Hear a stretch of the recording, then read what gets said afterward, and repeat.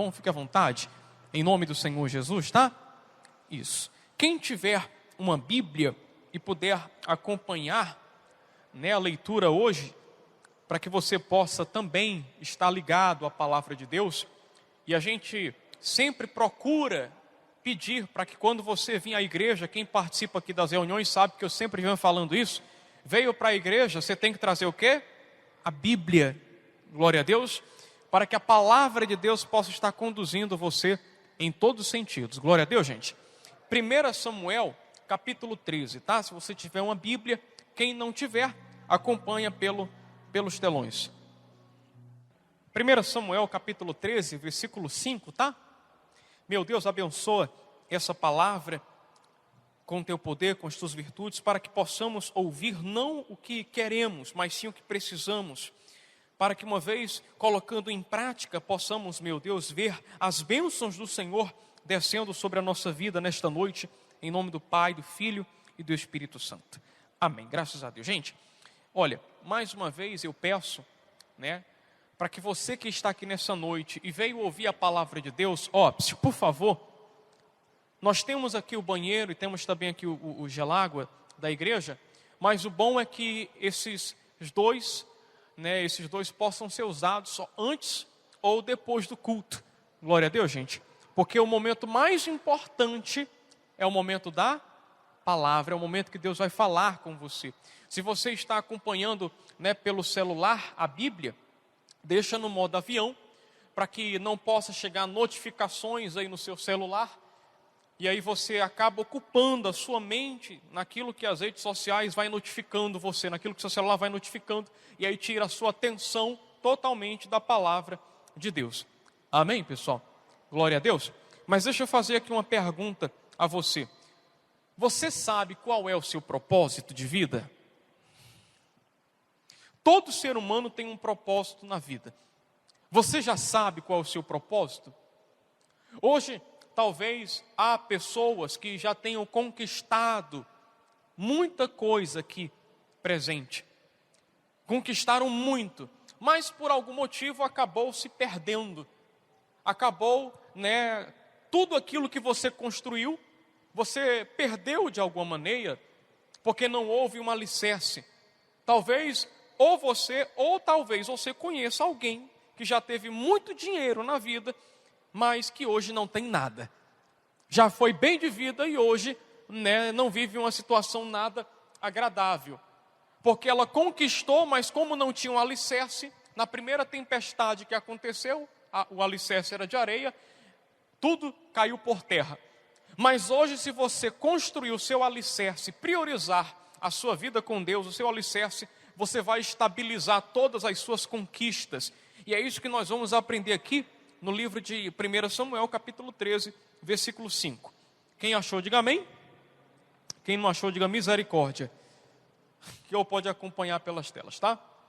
Reuniram-se os filisteus para pelejar contra Israel. Quantos mil carros? Quantos? 30 mil carros. Quantos? 30 mil carros. E 6 mil cavaleiros. E o povo em multidão como a areia que está à beira do mar. E subiram e se acamparam em Micmas, ao oriente de Bet-Avém.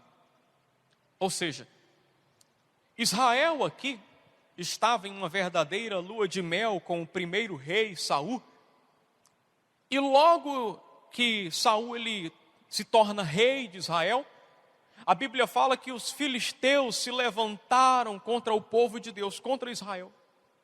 E aí imagina você, está tudo bem, e de repente contra Israel aparece uma numerosa multidão, a qual a Bíblia fala que era como se fosse a areia do mar. E aí a Bíblia vai falar que tinha 30 mil carros, que carros naquela época era como se fosse uma charrete com 2 rodas, aonde em cada roda tinha uma lança que era criada exatamente para as guerras. O cavalo que conduzia essa charrete era treinado para a guerra. E aí 30 mil carros ali postos pronto para a batalha. E fora os 30 mil carros, ainda tinha 6 mil cavalos também preparados para a guerra, junto com os seus cavaleiros, cada um dos seus cavaleiros, e fora a multidão que havia. Talvez, eu arrisco até falar, que tinha mais gente, mais soldados, do que próprios moradores em Jerusalém, em Israel. Porque se a gente pegar hoje, o tamanho de Israel, se você for olhar no mapa, é muito pequeno. Israel é como se fosse do tamanho do estado de Sergipe. O Ceará é 6 vezes maior que o país de Israel. Então entenda, eu arrisco a falar que tinha mais soldados inimigos do que moradores de Israel. E aí, eu sei que possa ser que alguém aqui se encontra numa desvantagem como essa, que humanamente falando, há numerosos problemas que vêm se levantando contra você, problemas financeiros, problema sentimental, problema na casa, problema pessoal, e você se vê em desvantagem porque há muitos problemas, há muitas pessoas contra você, e aí você se encontra em uma grande desvantagem. Mas vamos continuar aqui a leitura para todo mundo entender, aqui no versículo 6. Vendo, pois, os homens de Israel que estavam em apuros, porque o povo estava o quê? Apertado, cercaram eles. Olha o que eles fizeram. Esconderam-se pelas cavernas, e pelos buracos, e pelos penhascos, e pelos o quê? Pelos túmulos, né? E pelas cisternas. Quando o povo viu que estava cercado, o povo de Deus, que já viu Deus dar muitas vitórias a eles, viram-se encurralados, se esconderam. Uns em cavernas, outros em covas, outros fugiram. E talvez você se encontre mais ou menos dessa maneira. Porque o agiota lhe ameaçou, você hoje vive escondido dentro de casa.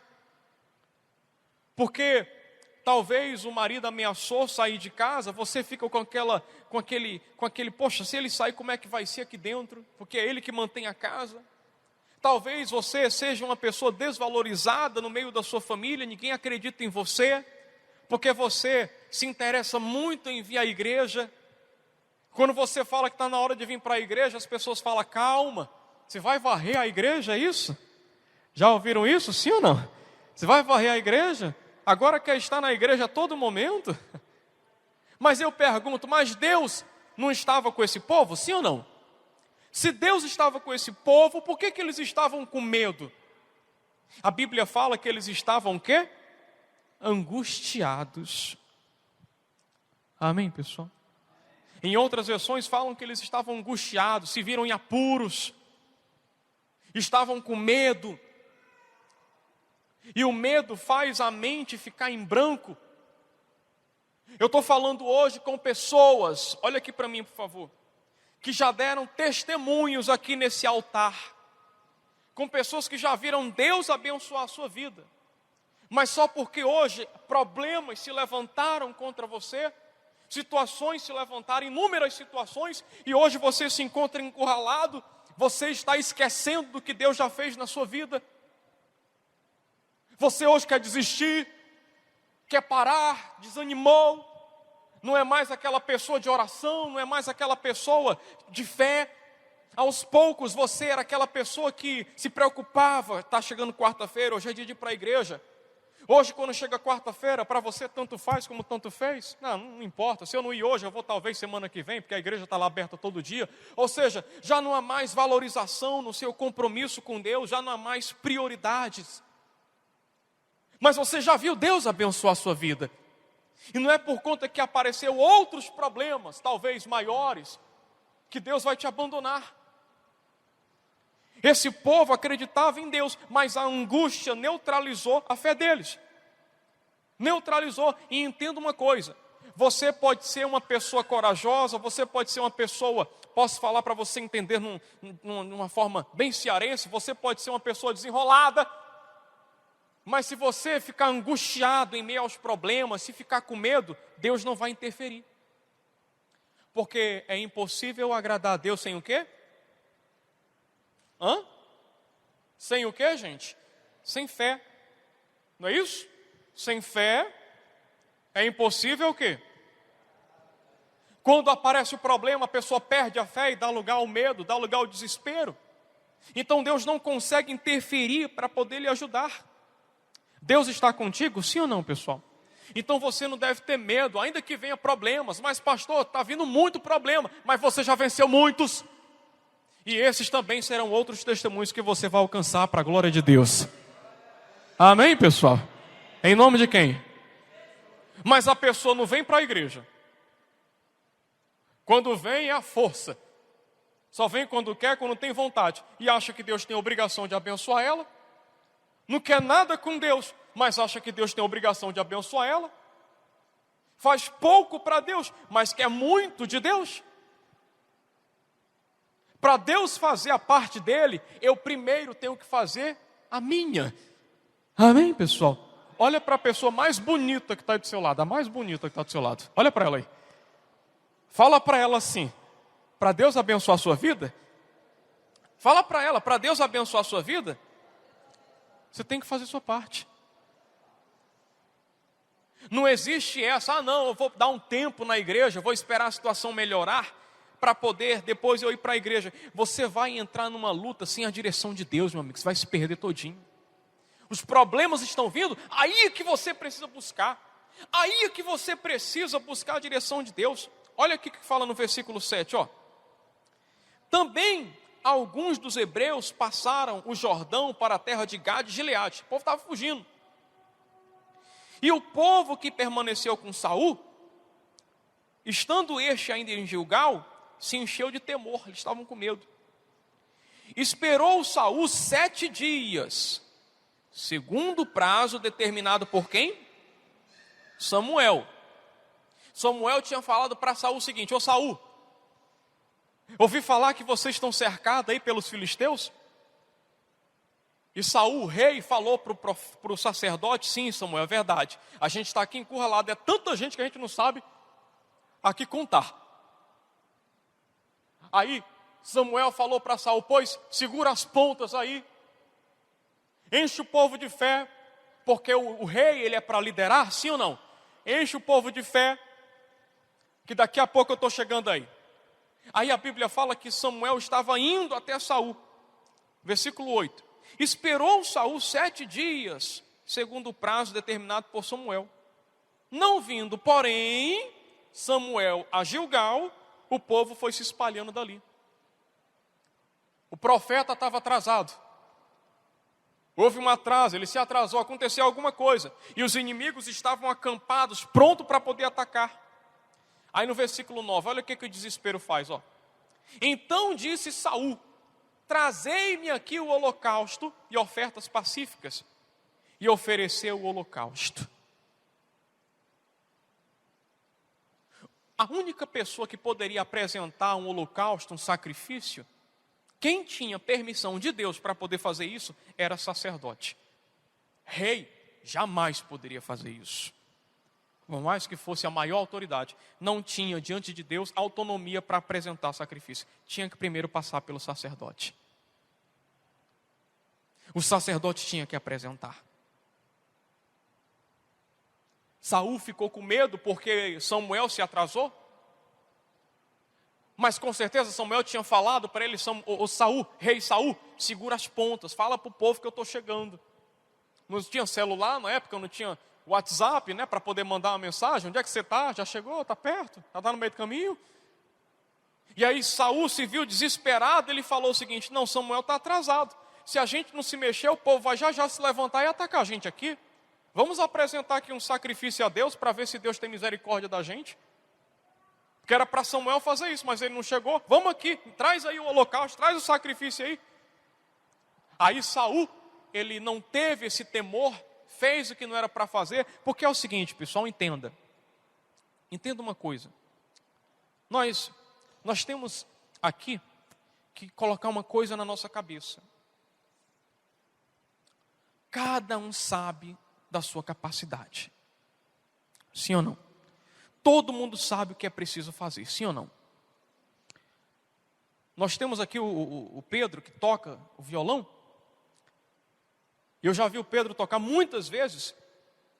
E ele talvez faz até um violão falar. Mas se eu falar, Pedro, deixa eu tocar aqui o violão um pouquinho.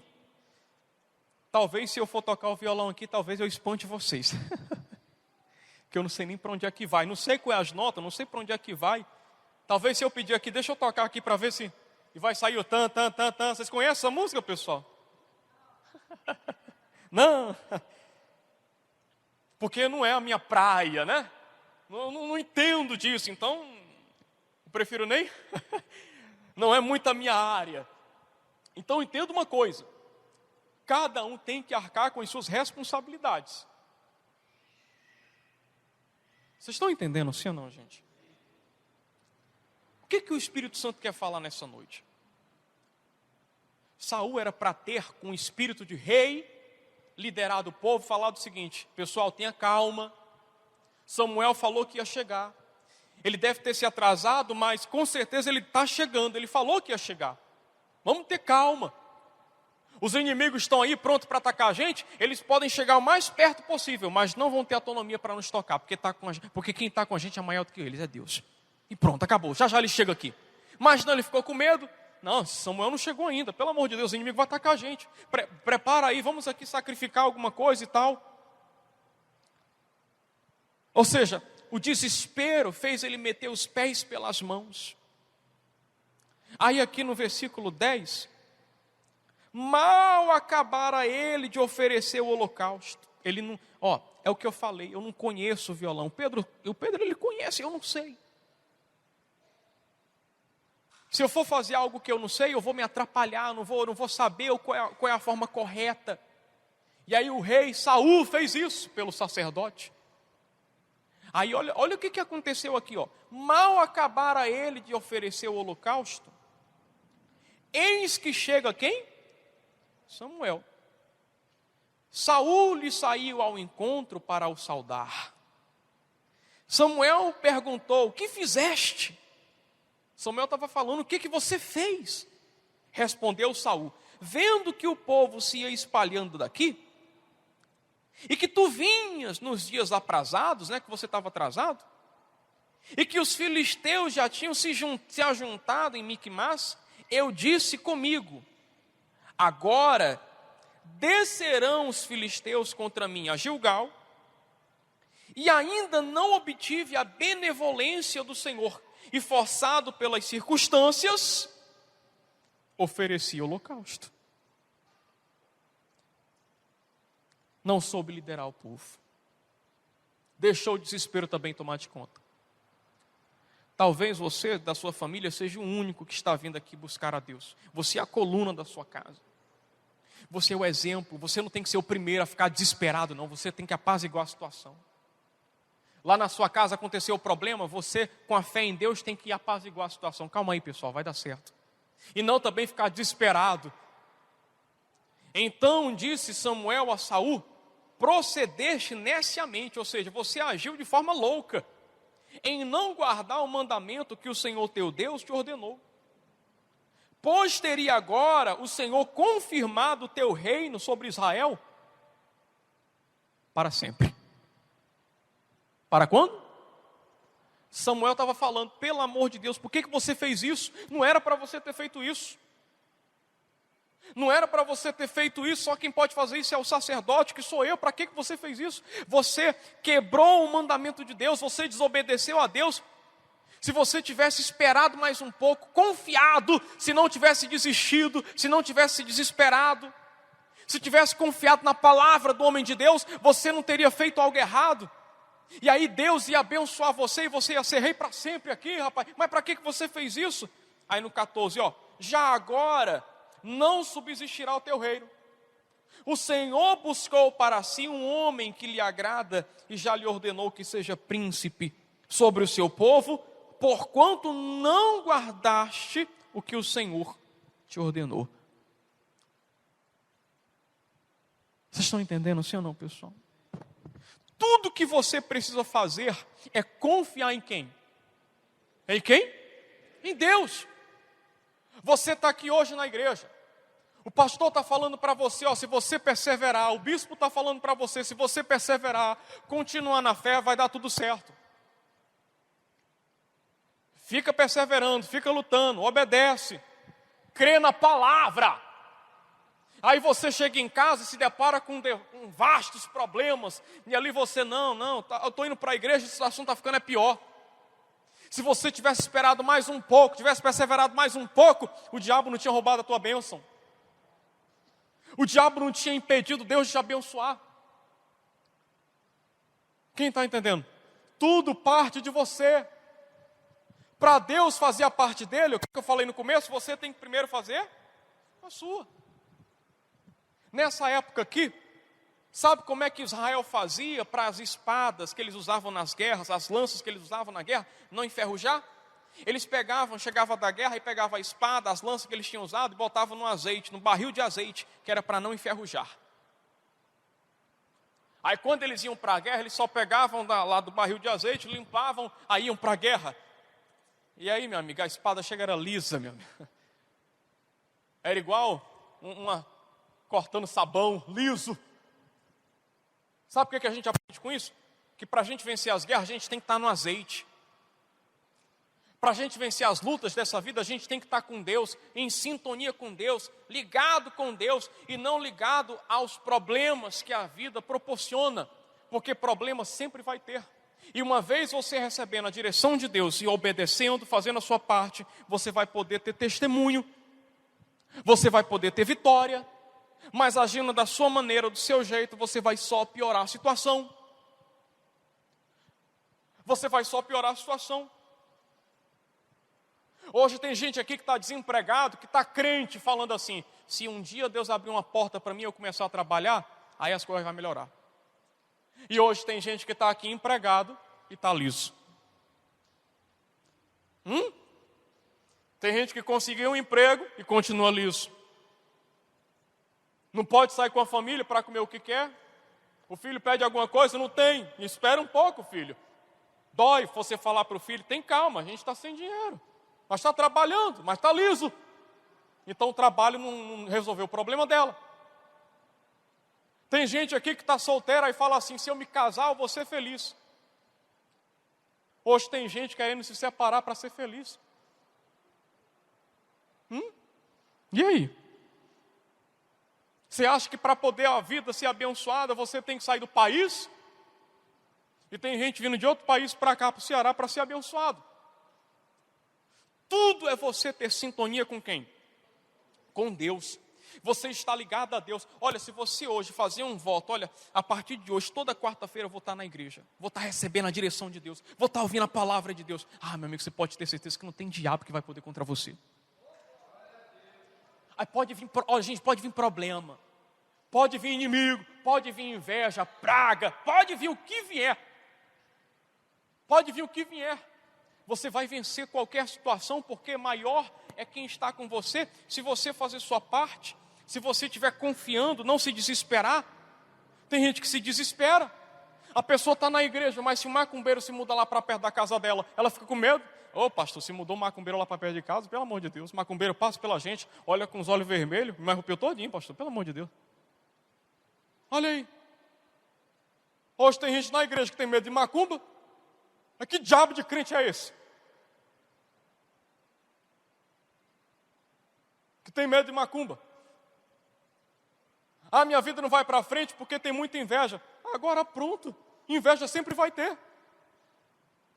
A inveja sempre vai existir. E cá entre nós, inveja é igual capim. Nasce em qualquer? Quando pensar que não está nascendo dentro de casa. Sempre vai existir gente invejosa. Mas nasce gente do que morre, então sempre vai ter inveja, meu amigo. Faz a tua parte com Deus, que Ele vai abençoar. Não importa quem se levante, não importa quantos problemas venham. Você já viu muito Deus abençoar a sua vida, sim ou não? Quem já viu Deus abençoar a sua vida? E não é por conta desse probleminha que se levantou que você vai deixar de ver a atuação dEle. você vai continuar firme com Deus, independente da situação. Firme. Você vai ser decidido. Pode ter certeza que a sua fé vai ser uma fé produtiva. Glória a Deus, gente. Vamos ficar de pé em nome de Jesus?